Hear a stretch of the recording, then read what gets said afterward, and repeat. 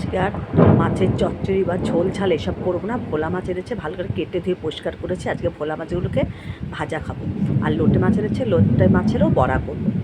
যে ভোলা মাছের মধ্যে নুন, হলুদ, একটু লঙ্কার গুঁড়ো, সর্ষের তেল মাখিয়ে রেখে দিয়েছি। আর এখানে লোটে মাছগুলোকে নুন দিয়ে মাখিয়ে রেখেছি। ওর মধ্যে জলটা যে থাকে সেটা বেরিয়ে যাবে। কড়াই বসিয়ে দিয়েছি, কড়াইয়ের মধ্যে বেশ কিছুটা তেল দিয়ে দিয়েছি। এবার ভোলা মাছগুলোকে আগে ভেজে নেব। একে একে করে সব ভোলা মাছগুলো আগে আমি ভেজে নিচ্ছি। এই যে ভোলা মাছগুলো উল্টিয়ে দিয়েছি। আজকে ভোলা মাছ ভাজা আর লোটে মাছ ভাজা এগুলো দিয়ে আজকে ভাত খাও। মসুর ডাল করেছি আর খারকোল পাতা বেটেছি। আচ্ছা, মসুর ডালের সঙ্গে মাছ ভাজা দিয়ে খাবো। এই যে উল্টে দিয়েছি, ভোলা মাছ কিন্তু ভাজা হয়ে গেছে। এবার আমি একটু তুলে নিচ্ছি এগুলোকে।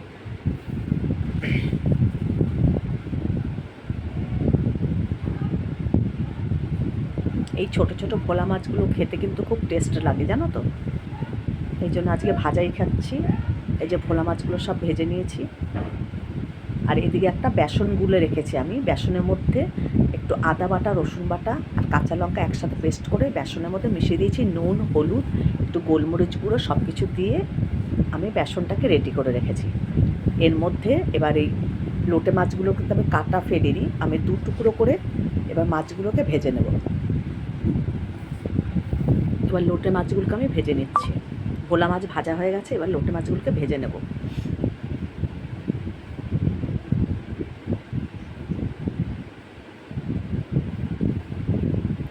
মাছগুলোকে উল্টে দিয়েছি। এইভাবে সব মাছগুলো আমি ভেজে নিলাম। এই যে আর মেয়েকে খেতে দিয়ে দিয়েছি। এই যে ভাত, মসুর ডাল, খারকোল